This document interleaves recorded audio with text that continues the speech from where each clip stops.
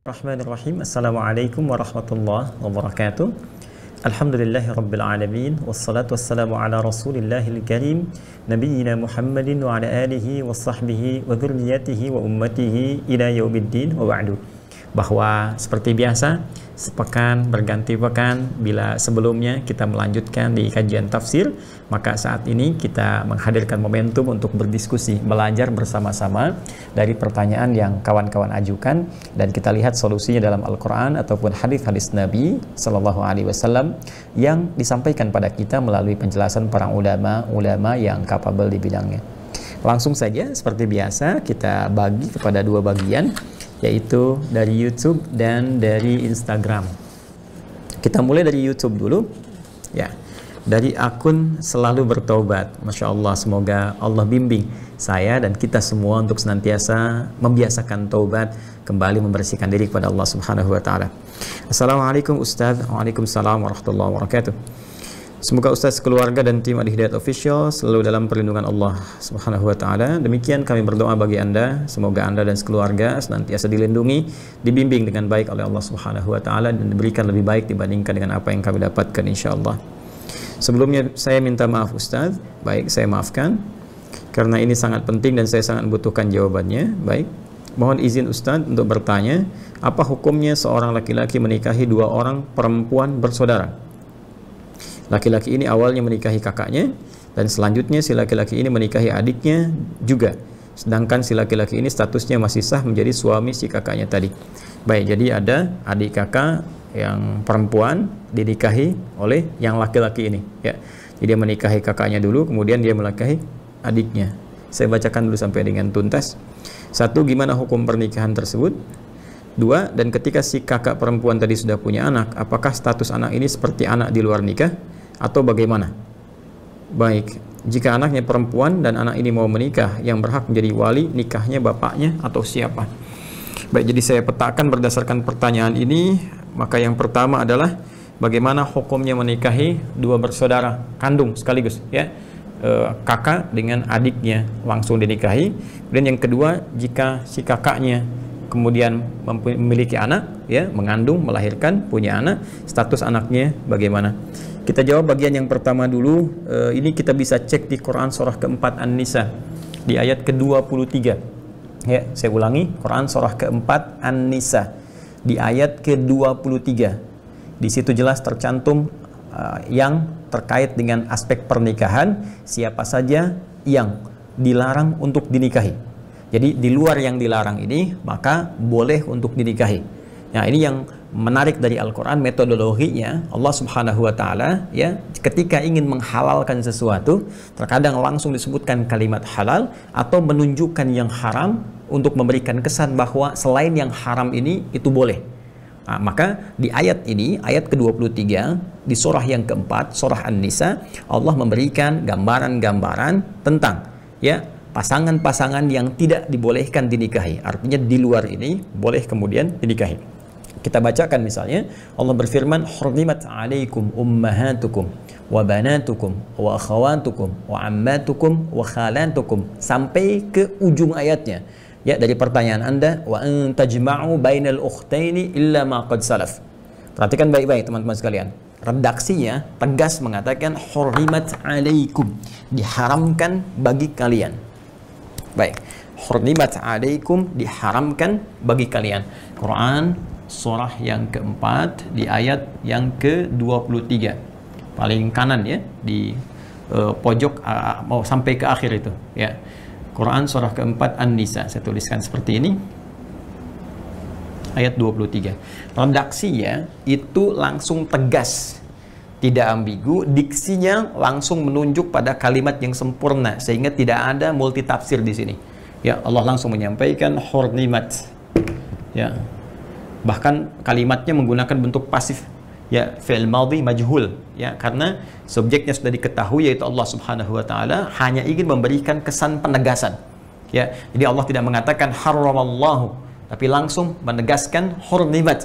Allah tidak mengatakan Allah mengharamkan, tapi langsung menunjukkan sifat tegas menggunakan, ya, bentuk pasif, diharamkan, untuk menunjukkan kuatnya unsur keharaman ini. Hurrimat alaikum, ya, alaikum, Kata Allah, diharamkan bagi kalian untuk menikahi ya orang-orang dari kalangan berikut ini. Ya, pertama Allah sampaikan ummahatukum ya. Hurrimat 'alaikum ummahatukum, ibu-ibu kalian, ya, ibu kalian. Ya, jadi tidak boleh anak menikahi ibundanya, ya, yang terjadi seperti kisah-kisah misalnya yang tersebar di kultur-kultur, cerita-cerita dan sebagainya, ya, ada maling kundang, ada macam-macam, ada tangkuban perahu yang pengen nikahi ibunya, kisahnya demikian kan pada waktu itu. Nah, ini cukup contoh bagi kita untuk mengatakan kisah-kisah yang dimaksudkan dilarang, tidak diperkenankan, haram hukumnya, ya. Wa akhawatukum, kemudian ada saudara-saudara perempuan kalian, ya.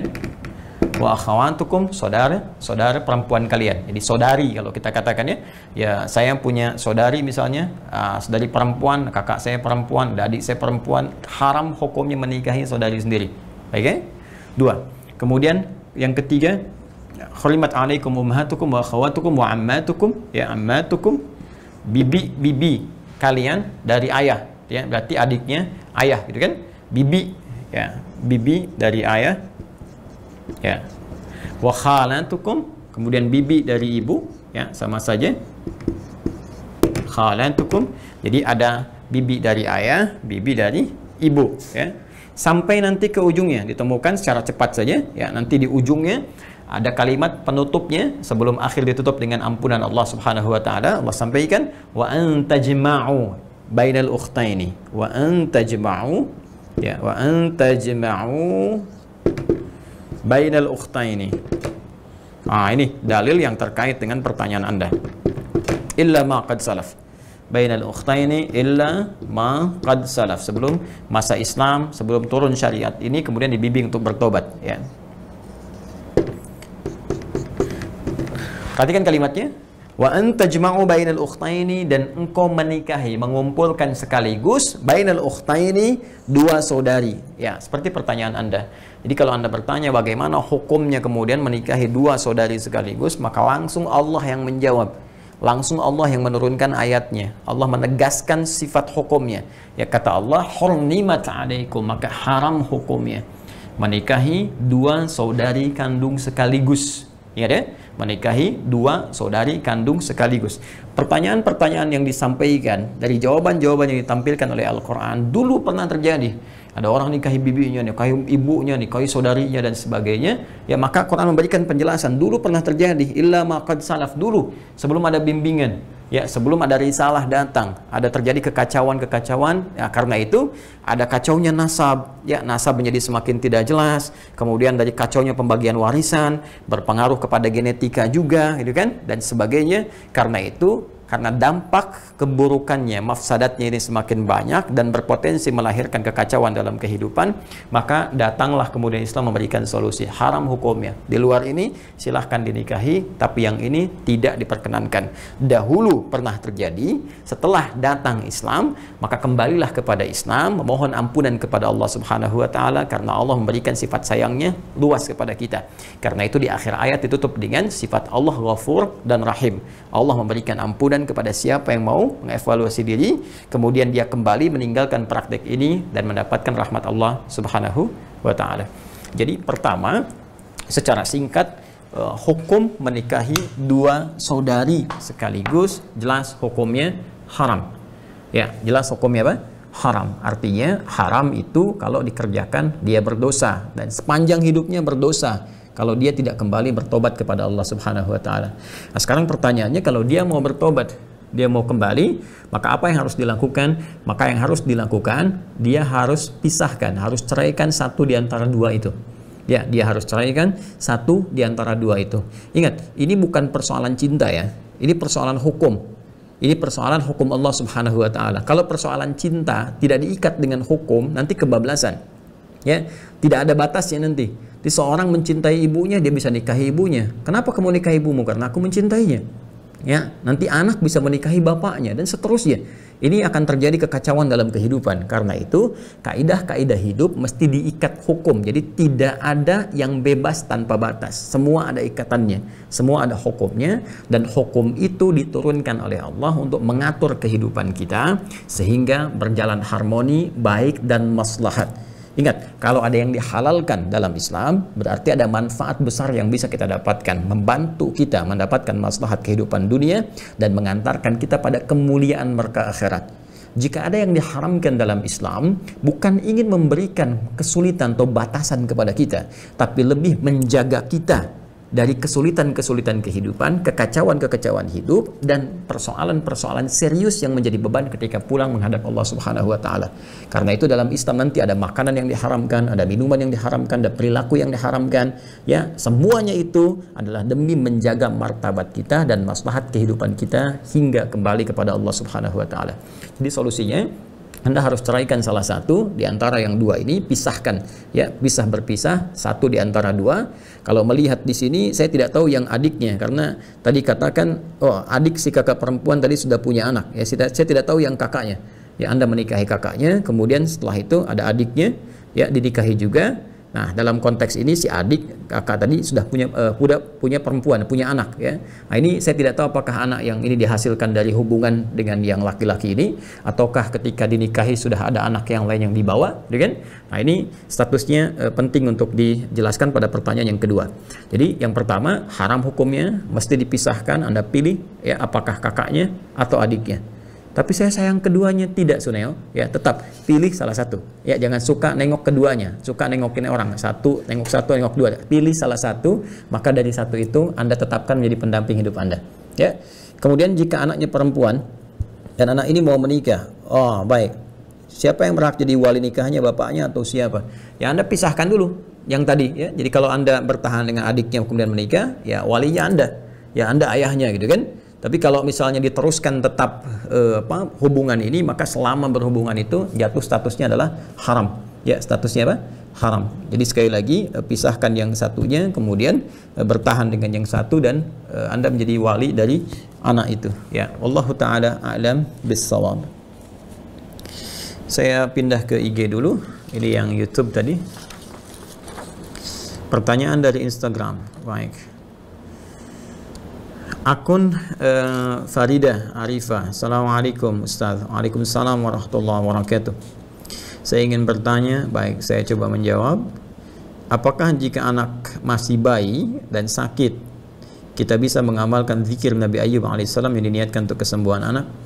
Pertama izinkan saya turut mendoakan semoga anak ini, apakah anak Anda atau kerabat atau yang lain, disembuhkan oleh Allah Subhanahu wa Ta'ala, diberikan kemuliaan, hikmah terbaik, dan tentunya kesabaran. Dan dengan kesabaran itu insya Allah ada pahala-pahala yang diberikan dan kedekatan dengan Allah Subhanahu wa Ta'ala.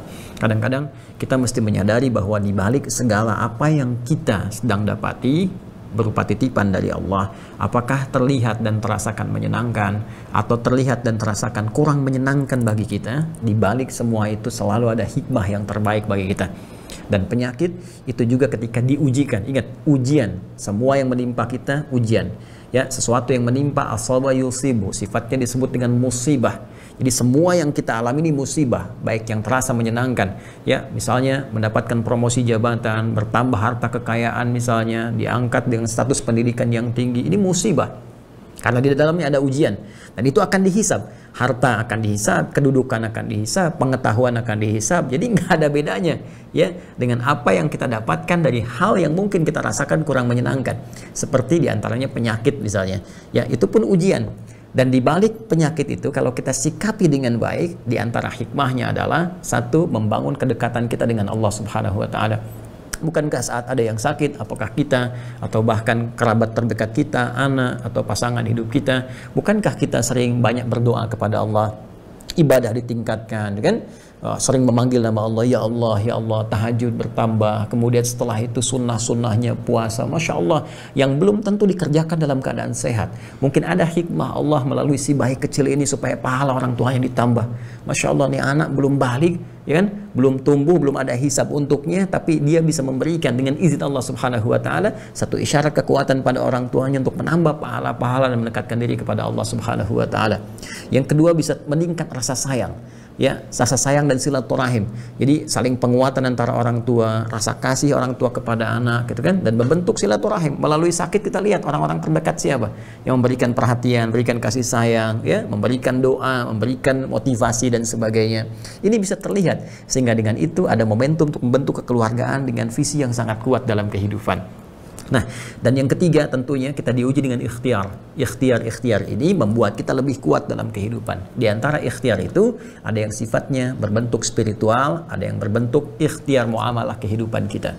Nah, ikhtiar muamalah tentunya berobat, ya, secara medis. Silahkan Anda cek secara medis, berangkat ke dokter, lihat penyakitnya apa sehingga diketahui dengan baik. Atau Anda datang misalnya juga bisa tanya ke ahli herbal misalnya untuk minta juga obat-obat tertentu atau herbal-herbal tertentu yang direkomendasikan dengan medis, sah saja. Di balik semua itu kita yakini Allah yang menyembuhkan.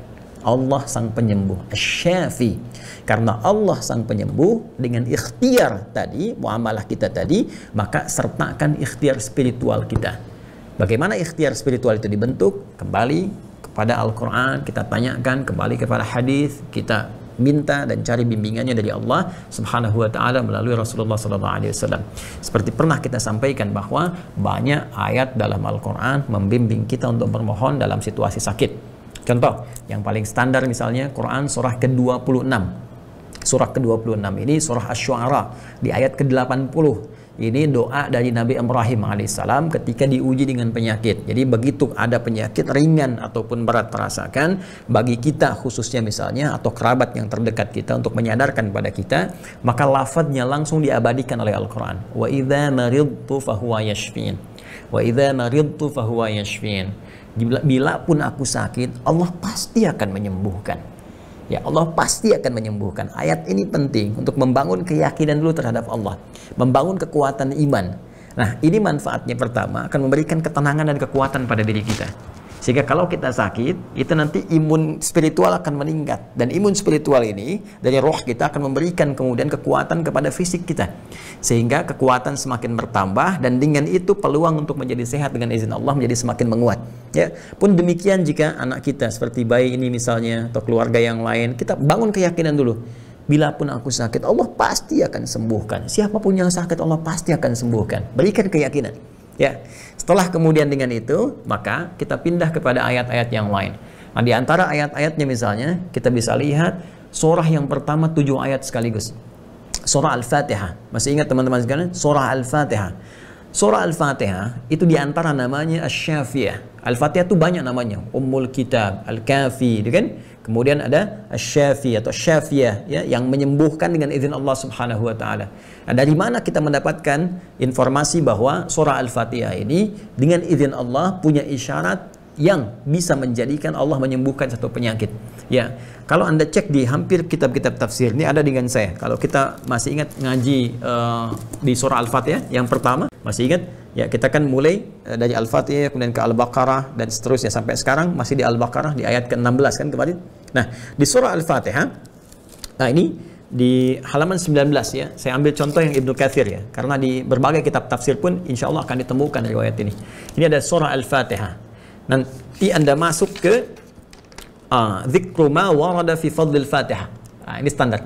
Dzikru ma warada fi fadlil Fatihah. Ya, bab yang menyebutkan tentang keutamaan surah Al-Fatihah. Dan di antara keutamaan ini nanti ada hadis yang disampaikan Al-Imam Al-Bukhari. Dikutip oleh Ibnu Katsir rahimahullah. Ini di halaman ke-22. Nah, di kitab yang saya pegang ini yang kitab cetakan lama ya. Ini cetakan yang kita tunjukkan dulu. Tahunnya 2004 kalau tidak keliru. Betul, 2004. Ya, ini yang 2004. Nanti ada yang cetakan 2016 juga ada, ya. Nanti silahkan dicek lagi. Ya, ini ada di halaman ke-22. Ya, ini di sebelah kanan ya. Nah, di pertengahan nih. Haditsun akhar, hadis lain yang terkait dengan keutamaan surah Al-Fatihah ini, qala Al-Bukhari fi fadailil Quran. Al-Imam Al-Bukhari pernah menyampaikan terkait dengan keutamaan Al-Quran. Apa di antaranya? Haddatsana Muhammad ibn al-Muthanna, ya telah menyampaikan kepada kami Muhammad ibn al-Muthanna. Muhammad ibn al-Muthanna ini, teman-teman sekalian, itu di antara rawi yang terambil sanad informasinya, hadisnya oleh Al-Imam Al-Bukhari. Ini orang pertama yang diambil oleh Al-Imam Al-Bukhari sampai nanti sanadnya tersambung terus kepada Nabi sallallahu alaihi wasallam. Nah, Muhammad ibn al-Muthanna ini sepanjang pengetahuan saya itu banyak hadis-hadis yang dinukil Al-Imam Al-Bukhari dari beliau ini terkait dengan penyembuhan, pengobatan. Ya, karena itu nanti di Sahih Al-Bukhari, itu ada 97 kitab, 97 pembahasan. Di pembahasan topik gitu ya, dalam bahasa Arab dulu itu disebut dengan kitab. Nanti ada bab, ada fasal. Jadi kalau kitab itu bab umumnya. Ya, kalau kita di bahasa Indonesia menyebutnya bab, itu umumnya, topik umumnya. Di bawah kitab ada bab, di bawah bab nanti ada fasal, faslun. Ya, dalam konteks apa? Nah, Imam Al-Bukhari itu menuliskan kitab sahihnya, ya Al-Jami' As-Sahih Al-Musnad Al-Mukhtasar min Umuri Rasulullah sallallahu alaihi wasallam wa sunani wa ayyamihi. Itu ada 97 pembahasan, 97 kitab. Nah, kitab ke-76 itu namanya Kitabut Tibbi, ya, kitab tentang kesehatan, medis, kedokteran, penyembuhan. Ya, at-tib itu bisa sekarang diartikan kedokteran, bisa juga terkait kesehatan, bisa terkait penyembuhan. Karena itu dokter disebut dalam bahasa Arab tabib. Ya, tabib bahasa Indonesia ya, tabib. Tabib itu bukan tukang obat ya. Itu dokter rasanya tabib. Ya, laki-laki, tabibah perempuan. Ya, at-tib itu kedokterannya, ya, jadi penyembuhannya. Kekinian seringkali dikaitkan dengan misalnya kalau dari spiritual disebut herbal, kalau medis bisa disebut dengan obat, ya, kalau dia sebetulnya terkait dengan uji klinisnya. Ya, dulu pun seperti itu. Maka kita kembalikan Kitabut Tib, ya, pembahasan tentang kesehatan. Nah, bagian pertamanya bab ma anzalallahu da'an illa anzalalahu syifaan. Bab pembahasan tentang Allah Subhanahu wa taala tidak pernah menurunkan satu penyakit kecuali bersamaan dengan itu diturunkan syifanya, penyembuhnya, obatnya. Nah, hadis pertama yang terkait dengan bab ini itu diambil dari Muhammad ibn al-Muthanna. Kata Al-Imam Al-Bukhari, haddatsana Muhammad ibn al-Muthanna di kitab 76, Kitabut Tibbi. Kemudian hadis nomor yang pertama di bab itu, bab ma anzalallahu da'an illa anzalalahu syifaan. Haddatsana Muhammad ibn al-Muthanna, haddatsana Abu Ahmad, ya, Az-Zubairi. Ya, kemudian setelah itu haddatsana Umar ibn Sa'id, ya, Ibnu Husaini. Kemudian Ibnu Husainin qala haddatsani, setelah itu baru kemudian berkata Atha ibn Rabah, haddatsani Atha ibn Rabah, ya, bin Abi Rabah, berkatakan kepada saya Atha bin Abi Rabah haddatsani, kemudian an Abi Hurairah radhiyallahu taala anhu. Jadi dari Muhammad ibn al-Muthanna, dari Abu Ahmad Az-Zubairi, dari Umar ibn Sa'id ibn Abi Husainin, setelah itu dari Atha ibn Abi Rabah, setelah itu dari Abu Hurairah radhiyallahu taala anhu, setelah itu dari Rasulullah sallallahu alaihi wasallam. Sanadnya disambungkan. Qala Rasulullah sallallahu alaihi wasallam, ma anzalallahu da'an illa anzalalahu syifaan.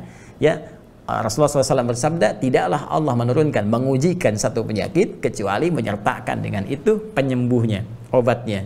Nah, di sini pun ketika menyampaikan keutamaan Al-Fatihah, itu yang dikutip pertama kali Al-Imam Al-Bukhari mengambil informasinya dari Muhammad ibn al-Muthanna. Maka Muhammad ibn al-Muthanna ini agak menarik, ya, karena hadis-hadis yang disampaikan ada kaitan erat dengan aspek kesehatan atau aspek-aspek medis. Haddatsana Wahab, haddatsana Hisham, haddatsana Muhammad ibn Sa'id an Abi Sa'id al-Khudri qala. Hadis ini tersambung kepada Nabi sallallahu alaihi wasallam dari sahabat mulia Abu Sa'id al-Khudri radhiyallahu taala anhu. Kunna fi masirin lana fanazalna faja'at jariyatun faqalat. Ya, kami sedang di perjalanan, ya, sedang berkelompok dengan para sahabat di perjalanan. Ini kisahnya sangat masyhur sekali, sangat populer. Sahabat-sahabat Nabi kadang-kadang berjalan, melakukan misalnya ada ekspedisi, kadang berdagang, kadang berniaga, ya, kadang jalan gitu. Beberapa sahabat, kemudian datanglah seorang dari kalangan pembantu dari satu suku, ya. Faqalat, maka dia berkata, ya, inna sayyidal hayyi salimun, ya, sungguh kepala suku di tempat kami itu sedang salimun, sakit. Ini menggunakan tafaul bentuknya, salim, ya, maksudnya marid ini, ya, dia sedang sakit, tapi disebutkan bentuk sehat sebagai tafaul, harapan bisa sembuh. Ya, konon ini ladzi, konon dia disengat ya oleh kalajengking pada saat itu. Wa inna nafaran ghiba fahal minkum raq, ya, dan sungguh ya ini di tempat kami nggak ada yang bisa menyembuhkan. Ya, ini sudah parah kena racunnya. Apakah di antara Anda bisa yang melakukan ruqyah? Ya, ruqyah dalam hal ini bukan kemasukan jin, ya. Karena ruqyah itu asalnya ruqyah itu asalnya mengangkat sesuatu ya dari satu tempat sehingga diangkat terpisah dari sumber aslinya. Jadi ada sesuatu benda asing masuk ke satu tempat, kita ingin angkat itu keluar. Nah, itu disebut ruqyah, raqin itu orangnya, ya. Jadi kita keluarkan sehingga tidak ada di tempatnya. Ya, seperti misalnya ya ada racun masuk ke tubuh kita, itu bukan asal dari tubuh kita, kita keluarkan. Nah, itu ruqyah. Maka diambil maknanya kemudian ada orang kemasukan jin di ruqyah dikeluarkan misalnya ya supaya keluar jinnya yang tidak bersumber dari tubuhnya atau hal-hal yang kotor yang tidak baik yang memengaruhi keadaan dirinya. Nanti kita bahas terpisah itu ya. Nah, sekarang terkait dengan racun tadi, faqama ma'aha rajulun, ya, maka dia bangkit satu di antara kami, ya, faqama ma'aha rajulun, maka ikut ya satu di antara kami ikut dengan dia, ya, kemudian dia melakukan ruqyah, ya, bi ruqyatin, dan melakukan ruqyah, faraqahu fabara'a, ya, maka dengan izin Allah ketika di ruqyah itu sembuhlah ya. Masya Allah. Jadi satu di antara kalangan sahabat tadi, ketika ditanya dia berdiri, ya, kemudian dia ikut dengan perempuan yang budak tadi, yang asisten rumah tangga tadi, yang perempuan dari suku tadi. Kemudian ketika diikuti, disampaikan kepada kepala sukunya, faraqahu, maka dia diruqyah, ya, orang itu meruqyahnya, fabara'a, maka ia sembuh dengan izin Allah Subhanahu wa taala. Fa amara lahu bi 30 syatan, ya, wa saqana labanan. Maka Masya Allah dijamulah kelompok sahabat itu, termasuk orang tadi yang meruqyah, diberikan kemudian 30 ekor kambing sebagai hadiah. Kemudian diberikan juga minuman susu. Falamma raja'a qulna, maka ketika ia pulang balik lagi, ya, jadi diberikan hadiah si orang yang meruqyah tadi 30 kambing, dikasih minuman susu, terus kembali ke rombongan sahabat tadi. Ketika kembali, Masya Allah, ini bawa kambing banyak, kambing 30 gitu kan, dan sebagainya. Maka qulna lahu, kami bertanya kepadanya, mengklarifikasi, ya, akunta tuhsinu ruqyatan aw kunta taraqqi, kamu ini cuma coba-coba ngeruqyah aja atau memang kamu ini ahli ruqyah? Jadi ketika dia balik bawa kambing banyak kan, dan berhasil sembuh dengan izin Allah ketua suku tadi, kemudian beberapa sahabat mengkonfirmasi, kamu ini memang ahli ruqyah atau memang coba-coba ruqyah saja gitu kan, coba cari peruntungan. Qala, maka ia menjawab, la ma raqaitu illa bi ummil kitab. La, ya, dia berkata, tidak, aku sebetulnya nggak pandai-pandailah tentang ruqyah ini, kecuali aku cuma bacakan saja Al-Fatihah, Ummul Kitab. Ya, illa ma raqaitu illa bi Ummul Kitab. Qulna la tuhadditsu syai'an hatta na'ti wa nas'alu Rasulullah sallallahu alaihi wasallam. Ya, maka kami sepakat sudah, kita jangan bahas dulu, jangan diskusi dulu tentang ini, kita nanti bicarakan saja ketika bertemu dengan Rasulullah sallallahu alaihi wasallam. Kemudian falamma qadimnal Madinata, ketika kami sampai ke Madinah, dzakarnahu lin Nabi sallallahu alaihi wasallam, kami sebutkan kisah ini kepada Nabi sallallahu alaihi wasallam. Faqala, maka beliau kemudian berkata, bersabda, merespon, wa ma kana yudrihi annaha ruqyatun, ya, aqsimu wadribu li bisahmin. Masya Allah, kata Nabi, tahu dari mana dia kalau Al-Fatihah itu bisa digunakan sebagai ruqyah, menyembuhkan dengan izin Allah Subhanahu wa taala. Ayo tahadduts bi nikmat, syukuri, ya, syukuri ini pemberian dari Allah melalui orang tadi. Ayo silahkan, ya, nikmati ini semua, dan saya pun ingin cicipi bagiannya sama-sama. Jadi ini respon Nabi untuk membenarkan apa yang disampaikan tadi, bahwa surah Al-Fatihah itu bisa kita niatkan kepada Allah sebagai wasilah untuk mendapatkan kesembuhan. Nah, sejak peristiwa ini Al-Fatihah juga dinamai sebagai Asy-Syafiyah, yaitu satu surah yang dengan izin Allah bisa menyembuhkan. Nah, hanya pertanyaannya bagaimana? Banyak orang sekarang baca Al-Fatihah gitu kan, tapi nggak sembuh-sembuh. Ada yang 2 kali, 3 kali, 100 kali, 1000 kali. Sedangkan sahabat ini baca sekali sembuh gitu kan. Nah, ini cara bacanya. Maka bagaimana cara baca ayat Al-Quran sehingga ayat ini bisa memberikan dengan izin Allah satu manfaat kepada jiwa dan obat dari penyakit. Ya, itu rahasianya ada di Al-Quran surah ke-17 ayat 82. Ya, saya ulangi, Quran surah ke-17 Al-Isra ayat 82. Perhatikan kalimatnya. Wa nunazzilu minal Qur'ani ma huwa syifaa'un wa rahmatul lil mu'minin. Wa nunazzilu minal Qur'ani ma huwa syifaa'un wa rahmatul lil mu'minin. Dan kami turunkan Dari ayat-ayat Al-Quran itu, firman-firman Allah Subhanahu wa Ta'ala, ada yang kami izinkan, kata Allah, menjadi syifa, penyembuh. Ya, dari penyakit-penyakit yang sulit ditemukan obatnya, atau penyakit-penyakit hati yang menggerogoti. Jadi syifa itu obat bagi dua jenis penyakit. Satu penyakit hati, ya, iri hati, dendam, dengki, ya, riya, sum'ah, itu nggak ada di klinik, nggak ada di rumah sakit obatnya. Itu harus kembali kepada Allah. Ya, karena Allah yang menguasai hati kita, jiwa kita. Yang kedua, penyakit fisik yang secara medis tidak ditemukan obatnya atau belum ditemukan, sulit. Ya, sampai angkat tangan, susah nemukannya dan sebagainya. Maka kalau sudah sedemikian rupa, itu tanda dari Allah supaya kita diminta kembali kepada Allah untuk bermohon, untuk meminta. Disinilah titik, ya, kita disadarkan kembali bahwa semua pengetahuan kembali kepada Allah, semua jawaban kembali kepada Allah. Kalau sampai titik ini belum yakin dan belum mau kembali juga kepada Allah, maka dengan cara apa lagi harus diingatkan? Nah, maka dari sini disampaikan oleh Allah dengan kalimat syifa, syifa'un wa rahmatul lil mu'minin. Ada yang bentuknya rahmat. Rahmat bisa pemberian, bisa rezeki, bisa keturunan, bisa ampunan dari dosa, kan? Dan kasih sayang yang sifatnya luas. Untuk siapa itu bisa menjadi syifa dan rahmat? Lil mu'minin. Awas, redaksinya tidak mengatakan lil muslimin, bagi semua orang-orang Islam. Awas, tapi lil mu'minin, bagi orang-orang yang beriman, yang yakin tanpa ragu. Ya, orang yang mukmin sudah pasti muslim, tapi tidak semua yang muslim itu mukmin. Ingat, mukmin, ya, asalnya dari kata amana yu'minu imanan. Ya, orang yang memiliki keyakinan kuat tanpa ragu terhadap Allah. Yakin kuat tanpa ragu. Yuk kita bedah sebentar. Nah, ini cukup menarik ya, teman-teman sekalian. Coba kita hapus dulu yang ini. Nah, jadi saya mau sampaikan satu hal yang sangat penting, bahwa kita ambil beberapa istilah-istilah. Ya, ada terminologi, misalnya ini muslim. Ya, ini orang Islam. Ini umum nih, muslim. Ya, yang taat, yang soleh, yang biasa-biasa, yang juga ya menyimpang, yang macam-macam, dia mengaku muslim. Sepanjang ngaku muslim dan lisannya bersyahadat, ya dia disebut muslim. Ya. Nanti level ini naik menjadi mukmin. Mukmin. Ya. Nanti dari mukmin naik menjadi taqi, bentuk tunggal, singular dari muttaqun. Muttaqun. Ini jamaknya. Ya, tunggalnya taqi. Nanti di sini ada mukhlis. Ya, mukhlis. Kemudian puncaknya ada muhsin. Muhsin itu udah paling tinggi. Muhsin paling tinggi. Ya, nah sekarang lihat baik-baik teman-teman sekalian, fokus ya. Jadi kita batasi di 3 ini saja. Biasanya ini yang standar gitu. Muslim ini masih umum. Siapa yang bersyahadat bahkan mengaku dirinya Islam, maka dia muslim. Mengaku dirinya beragama Islam, dia muslim. Nah, muslim ini kalau kita ingin melihat kualitasnya, benar keislamannya, real Islam, ya, muslim yang sejati, maka kita bisa cek di imannya. Iman. Iman itu artinya yakin tanpa ragu. Yakin tanpa ragu. Nah, jelas ya? Saya ulang. Iman itu yakin tanpa ragu. Nah, pemilik iman itu disebut mukmin orangnya. Mukmin itu laki-laki, mukminah untuk perempuan.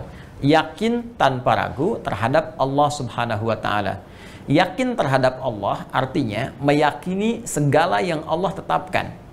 Baik itu berupa perintah atau larangan ataupun hal yang sifatnya informatif. Jadi setiap yang Allah sampaikan yakin gak ada ragunya.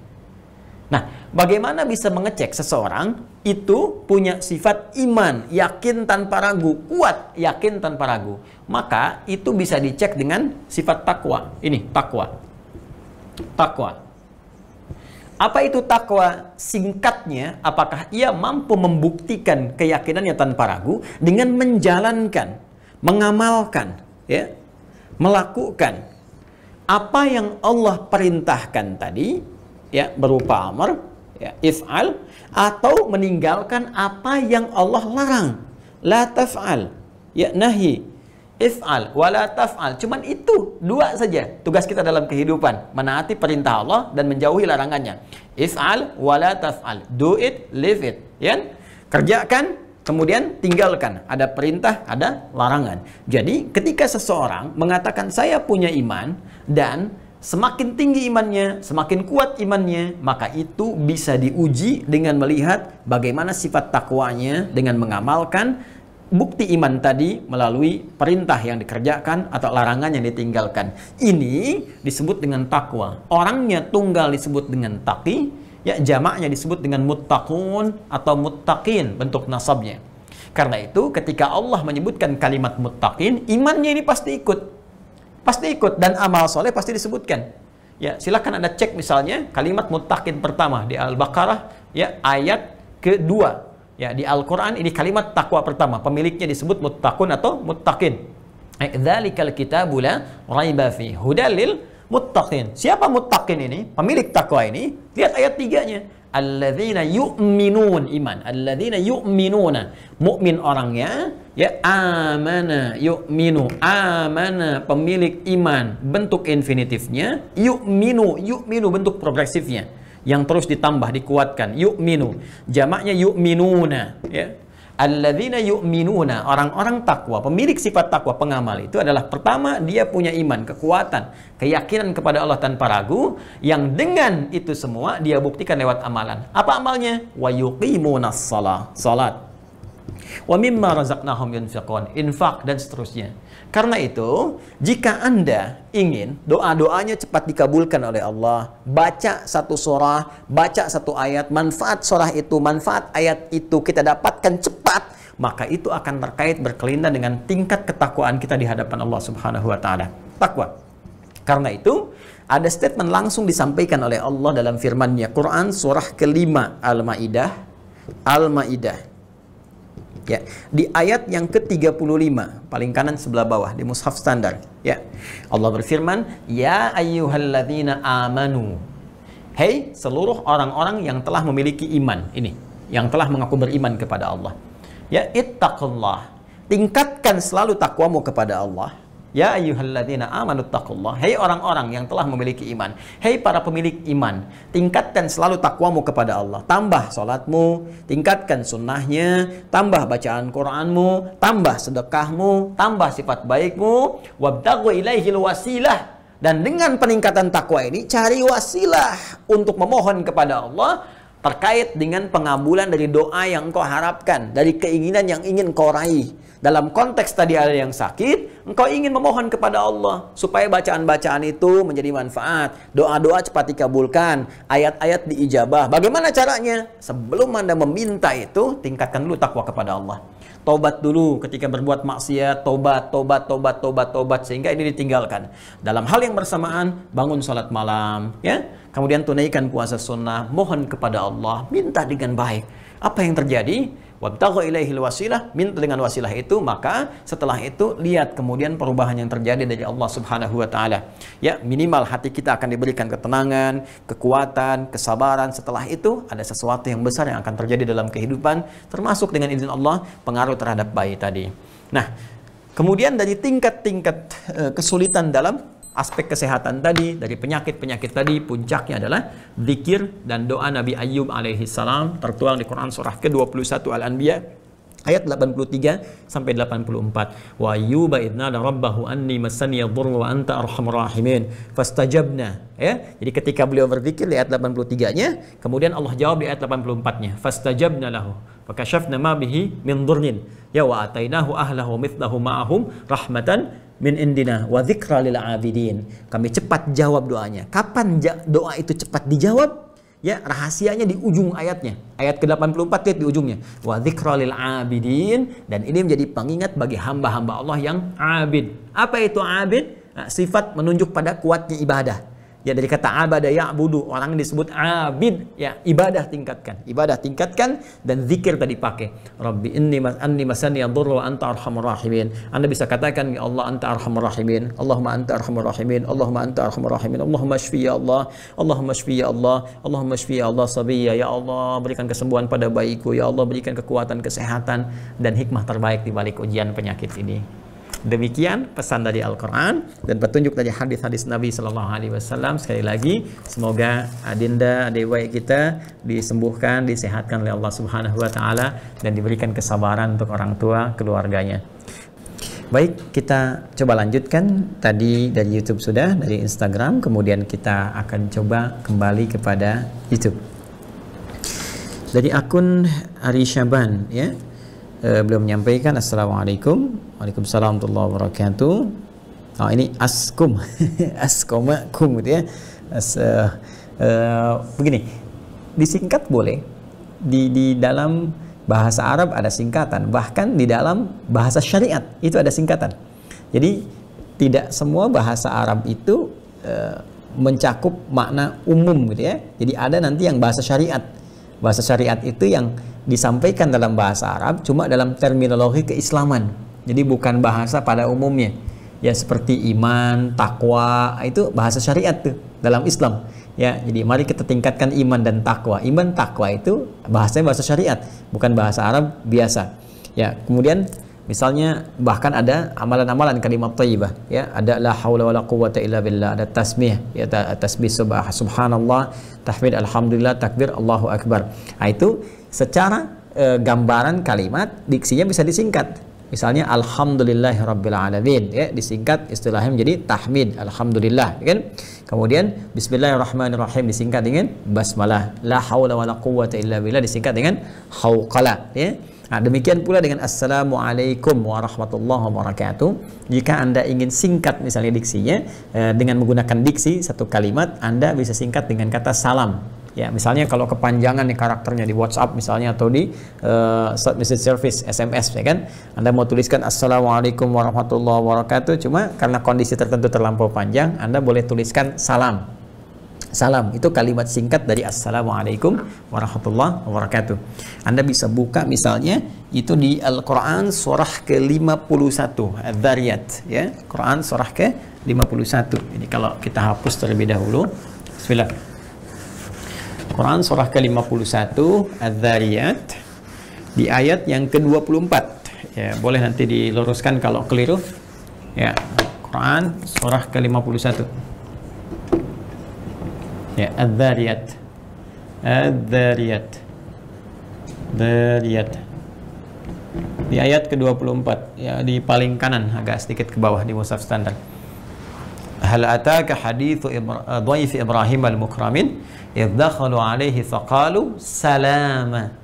Qala salam qaumun munkarun. Kan? Hal ataka hadithu dhaif Ibrahim al-mukramin? Pernahkah Anda dengar kisah tentang Nabi Ibrahim yang kedatangan tamu-tamu yang sangat dimuliakan itu oleh Nabi Ibrahim alaihissalam? Idh dakhalu alaihi, yaitu tatkala mereka izin masuk ke rumahnya, ingin masuk, faqalu, mereka berkata salama. Ya, ini menarik nih.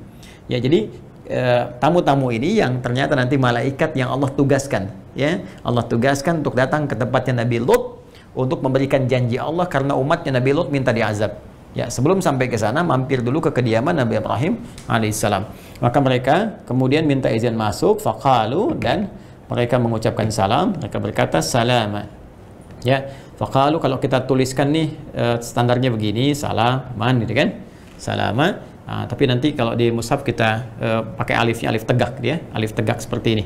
Nah, gitu ya. Jadi bacanya panjang, ini sama dengan satu alif, ya, salama. Ya, kita berikan begini untuk memudahkan. Kemudian dijawab qala salam. Qala dijawab Nabi Ibrahim alaihissalam salam, gitu ya. Ini rafa, ini nasab. Ya, kalau di mushaf nanti pakai alif tegak, ya, salam. Lihat sini teman-teman sekalian. Ini singkatan nih dari Assalamualaikum warahmatullahi wabarakatuh. Jadi singkatannya tuliskan apa? Salam.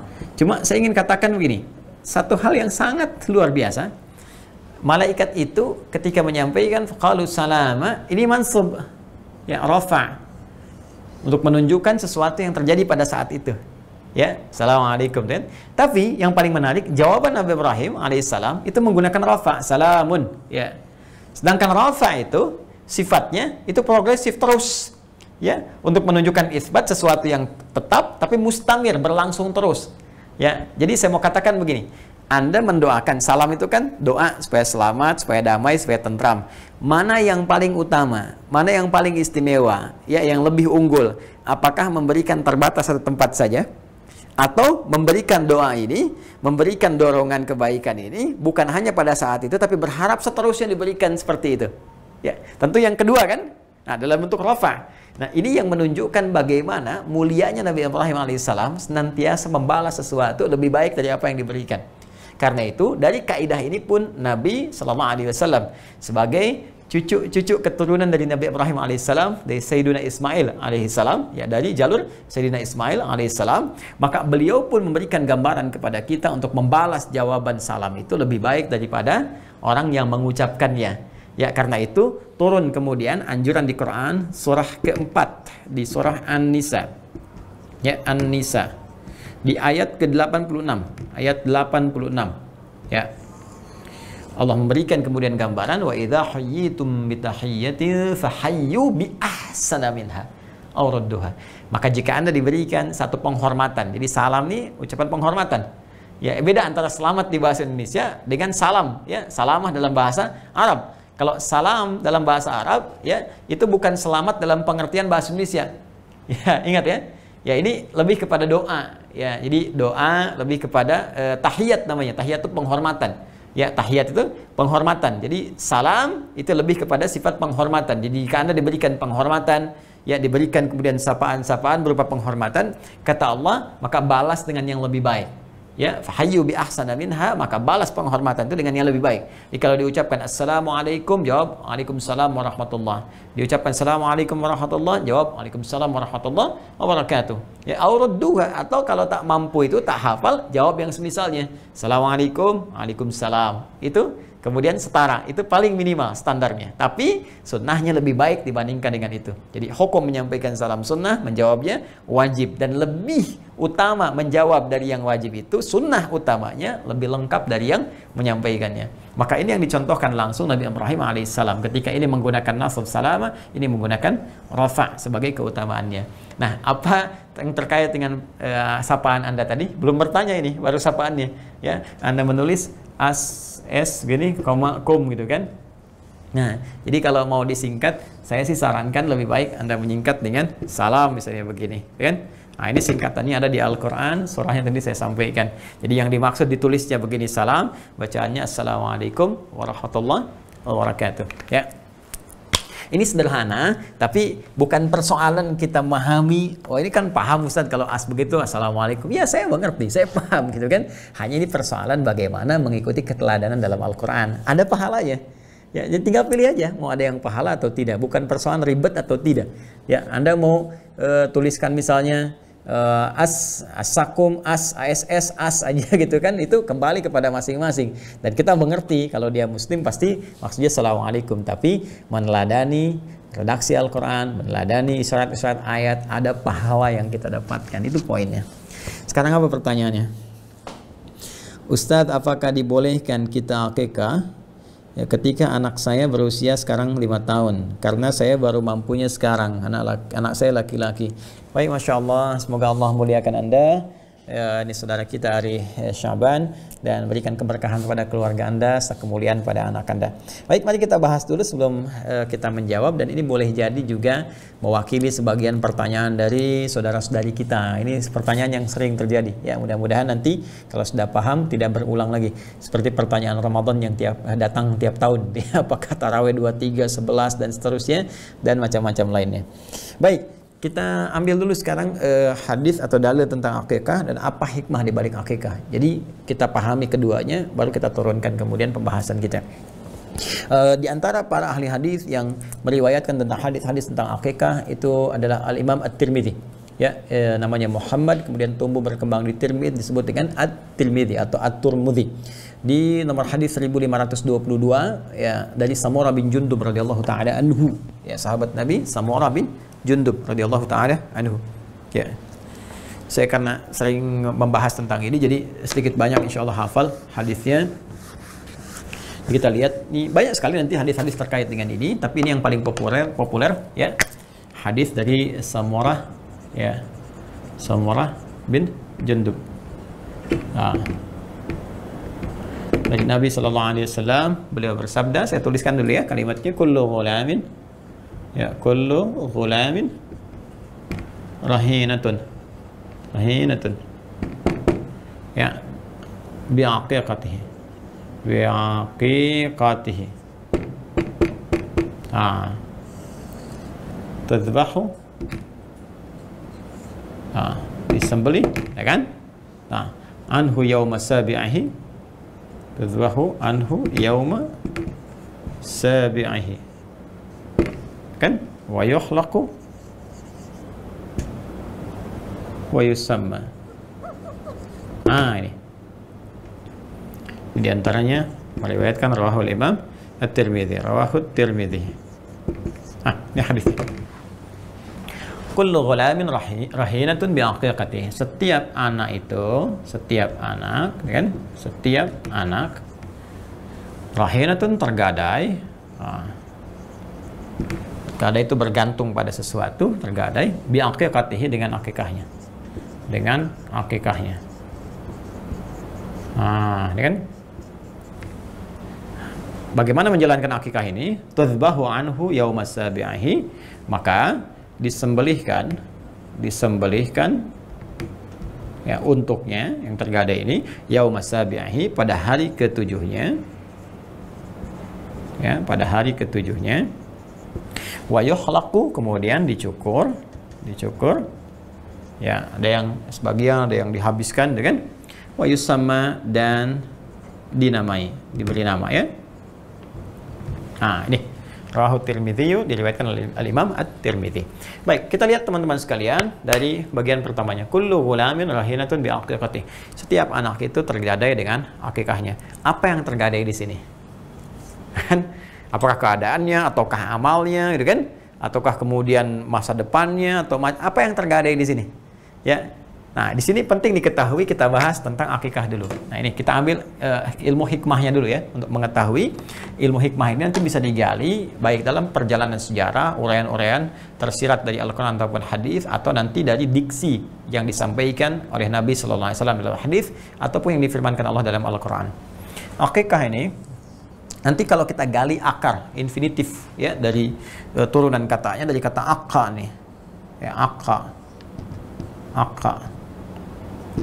Ya, akka ini asalnya sesuatu yang terbelah, ya, terbelah gitu, kayak syakka gitu kan, sesuatu yang terbelah.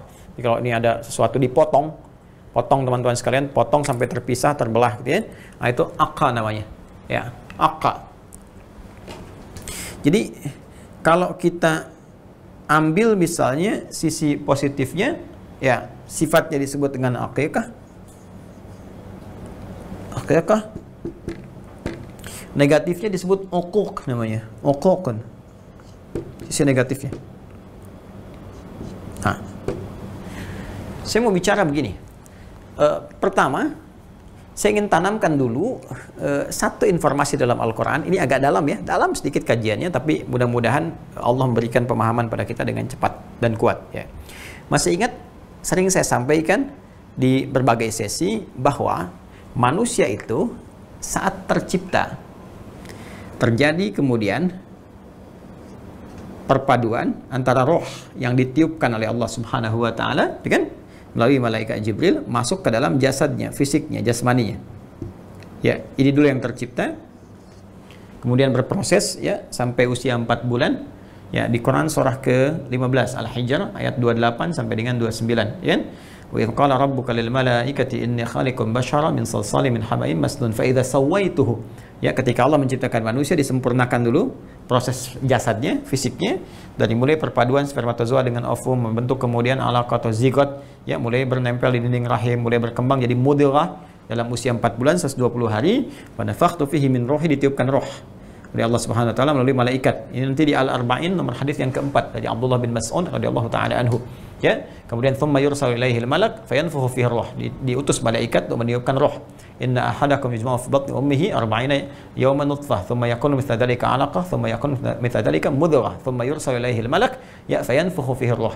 Setiap kalian berproses di perut ibunda kalian, ya, dalam rahim ibunda itu 40 hari pertama berbentuk perpaduan, percampuran antara spermatozoa dengan ovum, 40 hari kedua berbentuk zigot, mulai menempel di dinding rahim, 40 hari ketiga berbentuk mudghah, ya, mulai ada tampak daging keratan. Kemudian setelah itu 120 hari 4 bulan ditiupkan roh, dikirim malaikat meniupkan roh.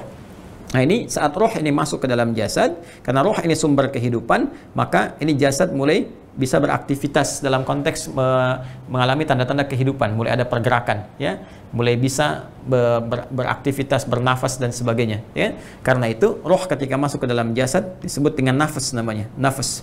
Jadi proses menyatunya roh ke jasad ini menjadi nafas, ya. Karena itu diserap ke dalam bahasa Indonesia menjadi nafas, mulai bisa bernafas, mulai bisa bergerak, ya kan?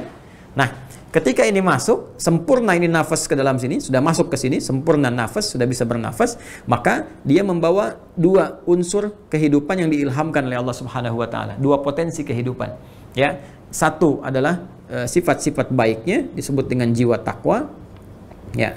Yang kedua adalah katalis yang mendorong takwa ini supaya muncul. Ya, supaya terdorong naik, melatih takwanya supaya muncul, ya. Seperti lawan tapi sebetulnya untuk melatih ini muncul, disebut fujur namanya, fujur. Ya. Ini kejadian ini secara singkat disampaikan di Quran surah 91 di ayat 7 sampai 10. Asy-Syams, surah Asy-Syams ayat 7 sampai 10. Surah 91 ayat 7 sampai 10. Wa nafsin wa ma sawwaha, dan demi nafas, ya, yang telah tercipta dengan sempurna. Apa sempurnanya? Roh telah masuk ke dalam jasad. Maka ketika masuk ke sini, fa'alhamaha fujuraha wa taqwaha. Maka di dalamnya ada dua potensi, fujur dengan takwa. Jadi takwa ini kumpulan sifat-sifat kebaikan. Ya, ada jujur, takwa itu kan, ada sabar, kan? Kemudian ada tawadhu dan seterusnya. Ya, tawadhu. Ya, ini sifat-sifat kebaikan. Karena itu kita diminta ibadah untuk melatih sifat baik ini muncul. Ya, salat misalnya kan, salat itu kan bagian dari takwa. Dzalikal kitabul la raiba fihi hudal lil muttaqin. Siapa orang takwa di situ? Alladzina yu'minuna bil ghaib wa yuqimunas shalah, ya kan? Apa fungsi salat itu? Tanha 'anil fahsya wal munkar. Jadi mencegah perbuatan keji dan mungkar. Intinya apa? Supaya baik. Puasa kan tujuannya takwa. Al-Baqarah ayat 183, la'allakum tattaqun. Ya ayyuhalladzina amanu kutiba 'alaikumus shiyam kama kutiba 'alal ladzina min qablikum la'allakum tattaqun. Ya, supaya takwa. Ketika takwanya naik, nafsu kan ditekan, ya kan? Baik, kemudian haji juga, umrah, ya, utamanya takwa, bekalnya takwa. Al-Baqarah ayat 197, wa tazawwadu fa inna khairaz zadi taqwa. Jadi kita diminta ibadah untuk menaikkan sifat-sifat baik ini supaya jadi orang baik. Ini. Nah, katalis untuk menaikkan ini selain berlatih lewat ibadah, diciptakan lawannya untuk belajar. Misal di sini ada jujur, di sini ada dusta, ya kan? Di sini ada sabar, di sini ada marah yang tidak terkontrol, ya kan? Di sini misalnya tadi ada tawadhu, di sini ada sombong misalnya. Nah, ini sombong diciptakan bukan ingin menjadikan manusia sombong, tapi melatih supaya tawadhunya muncul. Seperti marah diciptakan bukan ingin membuat manusia menjadi pemarah, tapi supaya sabarnya itu terlatih. Ya, sering saya katakan, sering saya contohkan, kalau tidak ada marah, bagaimana sabar bisa muncul? Kan nggak mungkin ujug-ujug dikatakan pada seseorang, misalnya, sabar ya, sabar. Nggak ada pemicu, nggak ada hujan, nggak ada petir, nggak ada angin, nggak ada apapun. Tiba-tiba Anda katakan sabar ya, gitu kan? Kan jadi persoalan. Kalau nggak percaya silahkan tes. Suami pulang dari kantor, nggak ada apa-apa, nggak ada hujan, nggak ada angin, nggak ada segala macam. Begitu datang, ibu tanya deh, langsung katakan, papa sabar ya pak? Ya, suami kan bingung. Mama kenapa? Mama kena COVID. Jadi teman-teman sekalian, nah ini kan katalis gitu kan, supaya ini naik nih ke permukaan. Nah, orang yang mampu mengoptimalkan ini sehingga takwanya naik, ini ditekan ini turun, jadikan katalis sehingga ini turun, ini yang naik. Maka hidupnya cenderung akan bahagia. Qad aflaha man zakkaha. Orang jujur itu bahagia hidupnya. Sederhana saja. Bahagia itu sederhana. Bahagia itu sederhana. Bahagia itu tingkatkan takwa. Ayo bikin status, ya. Bahagia itu sederhana, tingkatkan takwa. Ya. Baik. Tidak harus dengan makanan, minuman. Ya, bagi Anda yang ngopi, kopi bahagia. Tapi yang tidak ngopi kan tidak bahagia. Ya kan?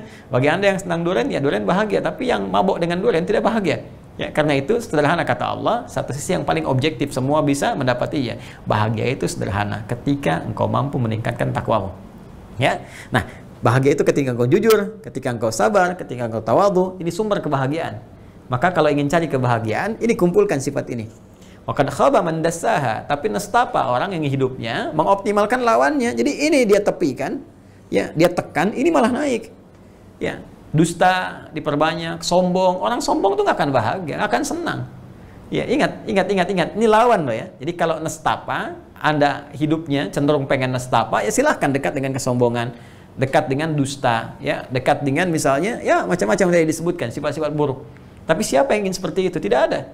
Ya, karena itu setiap orang menginginkan sifat-sifat baik ini. Nah, teman-teman sekalian, tapi pada prakteknya ini tidak mudah. Ya, ini tidak mudah. Ini sifat fujur ini dimanfaatkan oleh setan. Setan. Nah, setan disebutkan 88 kali dalam Al-Quran. Setan itu memohon kepada Allah untuk bisa menggoda manusia. Ingat ya, setan tidak punya kuasa untuk memaksa. Ingat, setan tidak punya kuasa untuk memaksa. Jadi bodoh kalau ada manusia mengikuti setan, karena setannya nggak maksa. Dia hanya diberikan peluang menggoda. Itu pun dibentengi oleh Allah ketika kita mau mengambil bentengnya. Ya, nanti di yaumil akhir diabadikan di Al-Quran, setan itu berlari, melepaskan diri dari semua orang nuntut. Orang berkata, gara-gara kamu nih, kata setan, saya kan gak maksa, saya cuma ngajak, kenapa kamu ikut? Di saat itu Anda tidak bisa mengatakan, dasar kamu suneo, tidak bisa. Ya, itu sudah hisab, gitu kan? Sudah waktunya gitu. Maka dari itu sebelum sampai ke tahap akhir kehidupan kita harus sadar, jangan sampai terbawa ini. Nah, di Quran surah keempat, An-Nisa, Quran surah 4, ayat 118, dia mengajukan kepada Allah, ya, la'anahullah wa qala la tattakhidanna min ibadika nasiban mafruḍa. Ketika dia dilaknat, dia berkata, ya Allah, berikan aku kesempatan untuk mengambil bagian dari satu jiwa manusia untuk aku goda. Maksudnya apa? Ini sifat fujur. Ya, maka dia katakan, wala udhillannahum wala umanniyannahum, ayat 119-nya, wala udhillannahum wala umanniyannahum, ya, maka aku akan sesatkan mereka lewat godaan di sini, wala umanniyannahum, aku berikan angan-angan, imajinasi.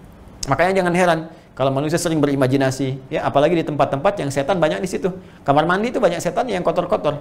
Makanya jangan mencari inspirasi di kamar mandi. Apa yang mau dicari inspirasi di toilet? Ya, nggak ada inspirasi di toilet. Keluar dari situ cepat, jangan lama-lama. Ini baca berita di toilet, baca koran di toilet. Apa yang mau dibaca? Jadi kan? Nah, jadi keluar dari situ, dapatkan di tempat yang terbaik. Ini yang dimanfaatkan oleh setan. Nah, sehingga alih-alih mengarahkan katalis pada kebaikan ini, dia memerintahkan pada yang buruk. Keluar dari nafas ini sesuatu yang buruk. Ya, keluar dari nafas sesuatu yang buruk. Ya, diperintahkan lewat siapa? Lewat setan. Ini yang dimaksudkan di Quran surah ke-12 di ayat 53. Ya, wa ma ubarri'u nafsi innan nafsa la'ammaratum bisu. Ya, dan sungguh kita nggak bisa mengatakan diri kita suci, diriku suci, karena ada nafas, ada nafsu, ada fujur. Dan sungguh nafas ini bisa digoda oleh setan lewat sifat fujur. Ini menggunakan sistem sinekdok totem pro parte.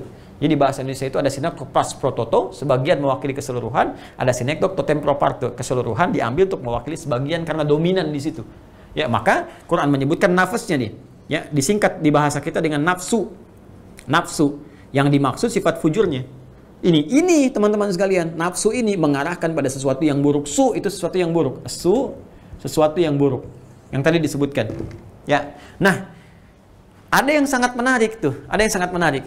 Jadi manusia diciptakan oleh Allah dengan takwa dan fujur, dikenal dengan nafsu. Di takwa dengan nafsu lawannya sama-sama disebutkan di 115 kali, di nafsu 115 kali, setan 88 kali, malaikat membisikkan takwa 88 kali dalam Al-Qur'an. Jadi kalau malaikat diciptakan dengan takwa saja, ya kan? Nah, menariknya ada makhluk yang diciptakan dengan nafsu saja. Jadi ada yang dengan takwa saja itu malaikat. Karena itu jangan heran, ya, malaikat itu selalu sempurna, suci, tidak pernah berbuat maksiat.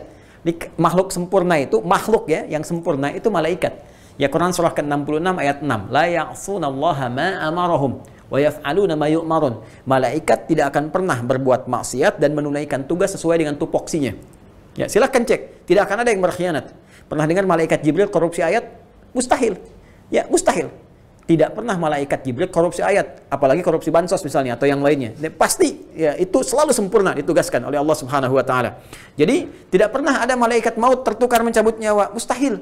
Kenapa? Karena sifatnya sempurna, tidak pernah berbuat salah. Jadi jangan pernah memuji malaikat karena kurang kerjaan, karena memang sifatnya sudah terpuji. Nah, lawan dari sini nafsu. Ada makhluk yang diciptakan dengan nafsu saja. Apa itu? Hewan. Ya, si amang, nafsu. Si singa, nafsu, itu kan? Macan, nafsu. Kucing, nafsu. Kuda, nafsu. Jadi hewan diciptakan dengan nafsu saja. Makanya jangan pernah menuntut hewan untuk bersikap sopan, berakhlak, mulia. Susah. Ya, delman kalau datang syahwatnya, ya sudah. Kucing datang syahwatnya, depan Anda bisa dilakukan. Ayam juga begitu. Silahkan misalnya, Delman, keliling kota Bekasi, nggak pakai celana, dia bangga aja. Ya bangga aja, ketawa depan Anda tuh. Padahal dia nggak berbusana, ya buang kotoran di mana saja, wajar. Jadi jangan pernah mencela hewan, karena memang hewan itu hidupnya tercela dalam keadaan dengan nafsunya. Ya, dan jangan sampai banyak memuji malaikat karena sudah terpuji. Hanya persoalannya manusia hidup dengan takwa dan nafsu. Hewan nafsu saja. Ingat, hewan nafsu saja. Jika nafsu ini dominan, maka muncul sifat-sifat buruk teman-teman sekalian. Nah, paham sampai di sini? Apa kaitan dengan pembahasan kita? Sekarang perhatikan baik-baik. Seorang yang tumbuh, anak yang tumbuh, dewasa, kemudian nafsunya cenderung ya mendominasi pada dirinya karena pengaruh-pengaruh lingkungan di sekitarnya. Fa'abawahu yuhawwidanihi aw yunassirani aw yumajjisani. Tumbuh terpengaruh oleh lingkungan yang tidak baik, tayangan-tayangan yang buruk, pengaruh-pengaruh sekolah, ada teman yang tidak bagus, sehingga tiba kemudian, mohon maaf sekali, dia misalnya tiba-tiba bisa durhaka pada orang tuanya. Ya, bisa mencela orang tua, bukan sekedar membantah, tapi juga bisa melukai, menyakiti. Allah, berlindung kepada Allah. Yang terjadi seperti sekarang, ya Allah. Bahkan tega kemudian menyakiti, menzalimi, ada yang sampai membunuh, ya Allah. Astagfirullah. Astagfirullah. Nah, durhakanya anak pada orang tua disebut dengan uququl walidain. Uququl walidain. Ini yang konteks negatif tadi. Masih ingat yang negatif? Uquq, terbelah. Seakan rasa sayang yang ditanamkan oleh orang tua dari sejak dalam rahim ibundanya, dididik, dirawat, itu menjadi terbelah, kayak hilang, belah. Akibat pengaruh-pengaruh nafsu, pengaruh lingkungan yang mengaktifkan sifat fujur nafsunya. Ya, dipengaruhi oleh setan tadi. Jadi, terbelahlah kasih, sifat kasih yang sudah ada terbelah seakan hilang. Perhatian seakan terlupakan, perawatan, kasih sayang, diganti popoknya, disayang-sayang, diangkat, ditidurkan, dimomong-momong, itu hilang, terbelah, semua gelap. Uquq namanya. Uququl walidain. Anak-anak yang durhaka karena dikuasai oleh apa? Oleh nafsunya, pengaruh setan dan lingkungan sekitarnya. Nah, karena itu diharapkan ada satu syariat yang diajarkan dalam Islam, dengan harapan melalui syariat itu diharapkan kita berdoa, bermohon pada Allah Subhanahu wa taala supaya anak itu tumbuh ya, dan terbelahlah potensi durhaka kepada kedua orang tuanya, potensi perbuatan buruknya. Nah, untuk membelah ini maka kita ambil yang positifnya, yaitu aqiqah. Ya, sifatnya disebut apa? Aqiqah. Jadi aqiqah itu ya, hikmahnya dalam ilmu hikmah, syariatnya disyariatkan ini dengan harapan sebagai ritual yang kita tujukan sebagai doa kepada Allah Subhanahu wa taala melalui petunjuk Rasulullah sallallahu alaihi wasallam, komitmen yang dibangun untuk memotong lebih dini potensi nafsu yang negatif yang memungkinkan anak di kemudian hari terpengaruh buruk sehingga melawan ataupun durhaka kepada kedua orang tuanya. Paham sampai sini? Karena itulah yang dipotong itu binatang. Ya, yang dipotong apa? Binatang. Bukan bawa kuetar misalnya, kan akikah pakai kuetar, kan tidak ya. Tapi yang kita potong apa? Binatang. Ya, dalam hal ini kambing nanti yang disiapkan ya. Nanti ada hikmahnya lagi kalau mau lebih jauh, nanti agak panjang bahasanya. Kenapa bukan ayam Ustadz? Ya kan? Kenapa bukan sapi? Kenapa harus kambing? Nanti ada hikmahnya lagi yang terkait dengan itu semua. Tapi saya cukupkan dulu sampai pembahasan di sini. Jadi itu hikmah awalnya. Kenapa disimbolkan lewat binatang, disyariatkan lewat binatang dengan tujuan memotong nafsu yang memang lekat erat dengan binatang sehingga sifat-sifat itu tidak berpengaruh dalam kehidupan. Hanya ingat, sifat memotong ini pun ketika akikah dilakukan, teman-teman sekalian, itu terkait erat dengan komitmen orang tua melalui akikah itu bersiap menjaga anak dan merawatnya supaya dia tidak durhaka di kemudian hari. Ini yang disebut dengan tergadai tadi, rahina tuh, tergadai. Nah, ini dengan proses ini diharapkan orang tua komitmen dan digadaikan dengan komitmen itu melalui ritual tadi, syariat akikah tadi. Jadi begitu kemudian ada itu dilakukan, ya, maka apa yang bersamaan terjadi dengan itu semua? Orang tua berkomitmen, berdoa, mohon kepada Allah. Jadikan anak ini anak yang saleh ya Allah, bebaskan dia dari pengaruh nafsunya yang buruk, gitu kan? Kemudian ketika disembelih, dia berdoa, mohon kepada Allah, minta kebaikan. Saat itu pula ketika itu ya komitmen ini dituntaskan lewat apa? Satu, lewat pemberian namanya dan sekaligus memotong atau mencukur ya rambut-rambut yang ada di kepalanya, bukan sekedar berharap supaya menjadi bersih dan baik, tapi juga membersihkan pengaruh-pengaruh pikirannya dari pikiran-pikiran atau pengaruh-pengaruh negatif yang memungkinkan ia berbuat buruk di masa yang akan datang. Maka ini bagian dari dicukur dan disedekahkan nanti, ditimbang disedekahkan, seperti hadis nanti riwayat dari Sayyidah Fatimah radhiyallahu taala anha ketika dikaruniai Al-Hasan dan Al-Husain, dan beliau bersedekah dengan timbangan sesuai dengan apa yang dicukurnya itu, kemudian diberi nama sesuai dengan harapan kebaikannya. Ya, jadi sesuai doa kita dan harapan kita. Misal Anda ingin anak pertama misalnya jadi ahli Quran, Anda beri nama misalnya Muhammad Ahlul Quran. Yang kedua misalnya pakar hadis, ya Muhammad Khabirul Hadis atau Ahmad Khabirul Hadis. Yang pertama Muhammad, kedua Ahmad, kan? Yang ketiga misalnya fikihnya, jadi ahli hadis nomor 1, ahli Quran nomor 1, ahli hadis nomor 2, ahli fikih nomor 3. Misalnya Muhammad Faqihul Islam, Masya Allah. Jadi Qurannya ada kakaknya, hadisnya ada adiknya, kemudian si bungsu fikih, lengkap semua. Tapi komitmen di situ, ketika diberi nama, cari guru-guru yang baik, sekolahkan tempat yang baik, seperti Nabi Zakaria alaihissalam ditugaskan oleh Allah Subhanahu wa taala ya ketika bermohon Imran dengan istrinya Hannah meminta kepada Allah diberikan petunjuk lewat Nabi Zakaria yang merawat Maryam. Cari guru yang baik, cari tempat yang baik mihrabnya, sekolahkan di tempat yang baik, cari pendamping yang baik, guru yang baik sehingga tumbuh sesuai dengan harapannya. Masya Allah, anak pertama ahli Quran, kedua ahli hadis, ketiga ahli fikih. Jadi ketika Anda ada persoalan, Anda tinggal tanyakan, kakak ayatnya apa? Ini ayah. Ya Quran surat sekian, ayat sekian, posisi paling sekian, dari bawah hitung ke atas sekian. Masya Allah. Hadisnya mana adek? Hadisnya di riwayatnya, ini di mu'jamnya, ini di sunannya, ini di dan seterusnya lah. Ya sunannya, musnadnya, mu'jamnya terus. Fikihnya bagaimana? Ini ayah pendapat Imam Abu Hanifah, ini Imam Malik, Imam Syafi'i, ini Imam Ahmad. Masya Allah, lengkap, indah, di rumah ada majlis. Ya, YouTube Adi Hidayat Official sudah nggak laku lagi. Dan sudah kajian di rumah. Ya, itu indah. Ini yang dimaksudkan. Nah, apa kaitan dengan pertanyaannya? Pertanyaannya adalah, kan bukan ini pertanyaannya, ini hikmahnya. Nah, pertanyaannya, Ustadz saya itu belum mampu waktu itu. Mampunya setelah 5 tahun ada, masih berlaku tidak? Nah, di sini teman-teman sekalian, Al-Imam At-Tirmidzi yang meriwayatkan hadis ini, beliau memberikan pendapat sabi' ini boleh nanti dibatasi tidak hanya di hari ke-7. Ya, tidak hanya di hari ke-7 karena syariat disebutkan sabi'ihi, di hari ke-7-nya diberikan nama, diakikahi, kemudian dicukur, gitu kan. Nah, di sini teman-teman sekalian, ada yang menafsirkan termasuk Al-Imam At-Tirmidzi memberikan batas ya dari isyarat kata ini pada kelipatan 7-nya, tapi dengan batas tertentu. Maka beliau katakan, ada pendapat Imam At-Tirmidzi ya, beliau katakan kalau tidak ada uzur di hari ke-7, hari ke-14, kelipatan 7. Ya, tidak ada uzur di hari ke-14, hari ke-21. Dan beliau berhenti di kalimat hari ke-21 itu untuk memberikan kiranya kepada kita petunjuk kelonggaran-kelonggaran untuk bisa memaksimalkan itu semua. Nah, dari sini para ulama memberikan pandangan pertama terkait dengan hukum. Nanti saya sampaikan solusi di sini.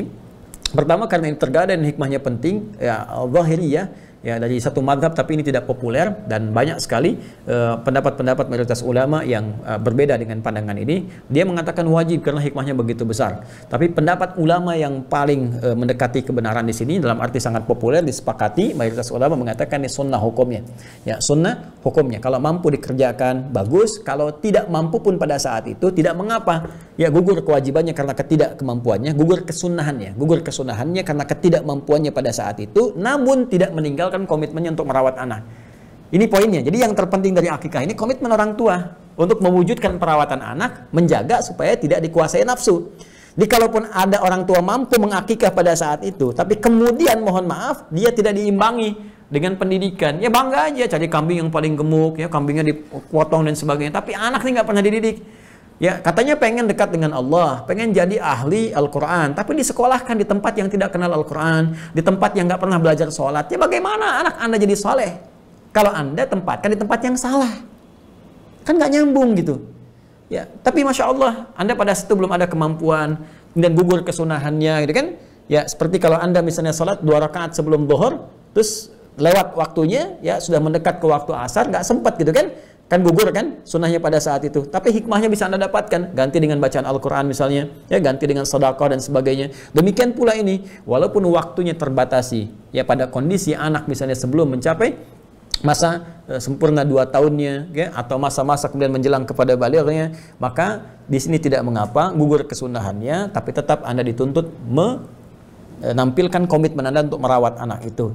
Dan kalau ingin menggantinya, Anda bisa ganti dengan sedekah. Misalnya senilai dengan nilai akikahnya. Misal anak Anda laki-laki kan 2 kambing di situ kan. Anda sekarang punya kemampuan ya dengan 2 kambing itu, maka Anda sedekahkan dengan niat memohon kepada Allah diberikan pahala akikahnya di masa lalunya. Jelas ya?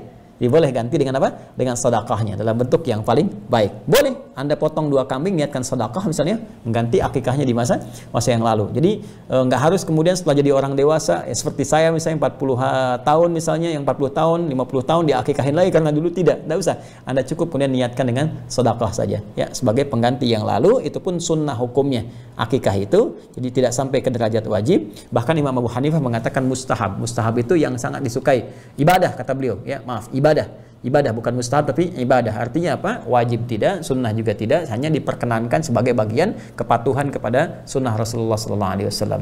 Jadi saya katakan Anda yang sekarang anaknya sudah berusia 5 tahun, silahkan Anda bersedekah senilai dengan akikahnya. Jika laki-laki berarti ini laki-laki ya, berarti 2 kambing, silahkan. Ya Allah Ta'ala alam bisawab. Masih ada waktu? Oh, masih, Anda masih aja gitu ya. Gantian antum yang ceramah, saya pegang kamera. Baik, bismillah. Kita ke sini ya, ke apa namanya? IG. Ini terakhir barangkali supaya seimbang ya. YouTube 2, IG 2. Muhammad Adam Fikri Musyaffa. Assalamualaikum Min. Admin, assalamualaikum. Salam ya, bukan ke saya nih, ke admin. Saya mau tanya, admin jawab nih. Apa hukumnya tentang ramalan cuaca? Iya. Cuaca apa nih? Cuaca alam apa cuaca hatimu? Sedangkan di zaman sekarang ramalan cuaca itu sangat dibutuhkan untuk jalur transportasi di laut dan di udara yang berkaitan dengan keselamatan hidup orang banyak. Apakah ada Al-Quran atau di hadisnya? Mohon dijawab ya, Amin. Admin, jawab nih. Mana admin? Sini jawab.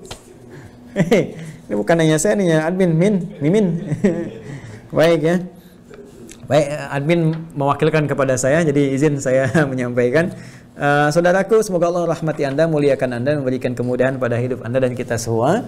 Jadi terkait dengan cuaca, mungkin yang paling tepat kita gunakan diksinya ya, karena diksi itu memberikan pengaruh yang sangat dalam. Karena itu di bahasa Arab itu ada belajar tentang ungkapan. Jadi ada memilih diksi, ada menyampaikan diksi dalam bentuk kalimat, ada bentuk hiasan pada kalimat sehingga terasa menyenangkan.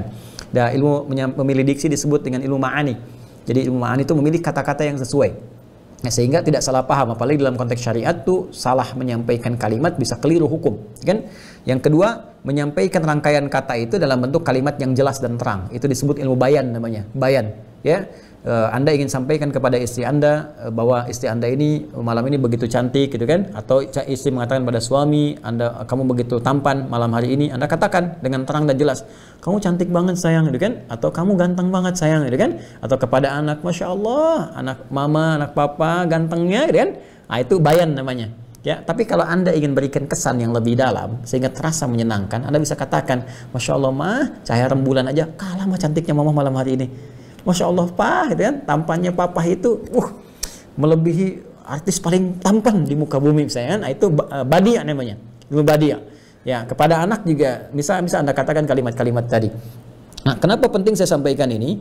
Karena meramal, ya ini sesuatu yang problematik. Ya, karena kata ramalan ini nanti masuk ke dalam konteks perdukunan di dalam konteks syariat. Makanya saya lebih memilih misalnya dalam konteks ilmiah. Ya, di sini perakiraan. Ya, perakiraan. Walaupun katanya terasa dekat, tapi konteksnya berbeda. Ya, kata tunjuk dilalah kalau dalam bahasa Arab itu penunjukannya tidak sama. Jadi ada perakiraan, ada kepastian. Ya, ada perakiraan, ada kepastian. Nah, terkait dengan kepastian, diksi kepastian, maka tidak ada yang bisa memastikan cuaca kecuali Allah Subhanahu wa taala. Ya, kecuali siapa? Allah yang Maha mengaturnya.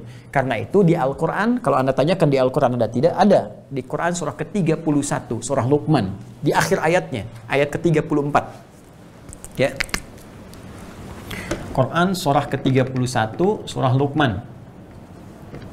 Ya. Di ayat 34, di akhir ayatnya. Di sini ada 5 hak prerogatif Allah Subhanahu wa taala. Kalau prerogatif artinya hanya Allah yang berhak, yang lain makhluk tidak boleh campur tangan sedikit pun dan tidak ada pengetahuan tentangnya. Ya, kepastian tentang semua ini. 5 ini langsung disebutkan oleh Allah sendiri yang menyampaikan dalam firman-Nya, "Innallaha 'indahu 'ilmus sa'ah." Hanya milik Allah pengetahuan tentang kapan waktu pasti terjadi kiamat. Ya, karena itu di Al-Quran diksi kiamat itu banyak. Yaumul akhir, yaumul qiyamah, yaumul ba'thi, gitu kan? Banyak sekali. Ya, bahkan ada surah Al-Qiyamah, surah ke-75. Ya, yaumuddin, malik yaumiddin, ayat yang keempat Al-Fatihah, gitu kan?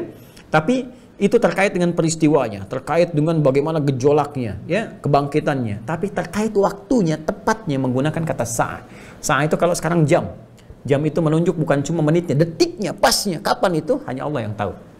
Ya, innallaha indahu ilmus sa'a, dan pakai taukid, hanya Allah yang tahu kapan pastinya terjadi kiamat. Menitnya, detiknya, sampai posisi yang paling akurasinya. Jadi kalau ada orang-orang misalnya menyampaikan ramalan, kan menyampaikan misalnya ini akan terjadi kiamat tanggal sekian, bulan sekian, tahun sekian, nah itu langsung tolak aja. Ya, karena ini sudah menjadi hak prerogatif Allah Subhanahu wa taala. Jangankan manusia, malaikat pun tidak tahu. Ya, malaikat yang terdekat dengan Allah, malaikat Jibril, mencoba mengonfirmasi, menguji Nabi SAW dalam hadis Jibril, ya, hadis nomor 2 di Al-Arba'in tentang Islam, iman dan ihsan. Ya, setelah menanyakan itu semua, kemudian malaikat bertanya, mata sa'ah, kapan waktu tepatnya terjadi kiamat? Apa jawab Nabi SAW? Bal mas'ulu anha bi'alama minas sa'il. Tidaklah yang ditanya lebih baik, lebih tahu daripada yang bertanya. Anda kan yang lebih dekat dengan Allah, Anda malaikat, penyampai wahyu. Ya, apalagi saya, gitu kan? Anda lebih tahu dibandingkan dengan saya. Jadi malaikat Jibril ingin memastikan, saya pun yang paling dekat nggak tahu, gitu kan? Apalagi dengan manusia-manusia. Sekaligus menunjuk kemuliaan Nabi SAW. Malaikat yang paling dekat bertanya ya pada Nabi Muhammad SAW, ini menunjukkan betapa tingginya ya derajat dan keistimewaan Nabi SAW di hadapan Allah Subhanahu wa taala, sampai malaikat pun hormat kepada Nabi Muhammad SAW. Cuma dalam konteks ini tetap kiamat hanya Allah yang tahu waktunya. Ya, dulu waktu saya di Garut itu pernah terjadi tuh ramalan, akan terjadi kiamat tanggal 9 bulan 9 tahun 99. Itu kosong tuh pasar-pasar, sebagian sepi itu ya, karena diterpa isu ini. Ya, ternyata nggak kejadian tanggal 9 itu. Begitu nggak kejadian, langsung ada ralat. Ini diundur, terjadi tanggal 12, bulan 12 tahun 2012. Tuh, diundur, Anda bayangkan. Dan nggak kejadian lagi, gitu kan. Jadi itu kembalikan kepada Allah, jangan banyak tanya. Ya, apa? Wa may yudrika la'alla as-sa'ata takunu qaribah. Ya, apa urusannya kalau kiamat tiba-tiba datang besok? Jadi kalau masalah kiamat, lebih baik jangan banyak dibahas waktunya, lebih baik dibahas persiapan kita minimal menghadapi kiamat kecil atau kematian kita. Boleh jadi kita meninggalkan dunia duluan atau dunia meninggalkan kita. Jadi siapkan diri kita. Kemudian wa yunazzilul ghaits. Nah, ini pertanyaan Anda. Wa yunazzilul ghaits, dan kepastian dalam hal mengatur cuaca. Ya. Hak Allah memastikan, mengatur. Bahkan kalimatnya menggunakan yunazzil, bukan yunzil. Ya, yunazzil itu secara tertib, rapih, tersusun, ya, dengan baik, punya proses. Ya, Al-Quran, saya beri contoh, diturunkan dengan proses, tersusun, rapih, ya, sempurna, selama kurang lebih 23 tahun. Turunnya di mana, keperluannya apa, kapan diturunkan, kepada siapa dia turun, dalam arti asbabun nuzulnya, dalam peristiwa apa. Ya, diturunkan tetap kepada Nabi SAW, tapi dalam peristiwa apa, tentang kejadian apa, ya, di tempat mana, ada hikmah apa, dalam keadaan apa. Yaitu Al-Quran kan itu redaksinya menggunakan nazzala yunazzilu. Beda dengan Taurat, beda dengan Injil, diturunkan seketika langsung. Taurat 10 perintah Allah Subhanahu wa taala pada Nabi Musa, langsung turun. Ya, Taurat di lauh. Kemudian Nabi Isa pun turun, menerima, ya, diturunkan oleh Allah, ya, Injil turun langsung seketika.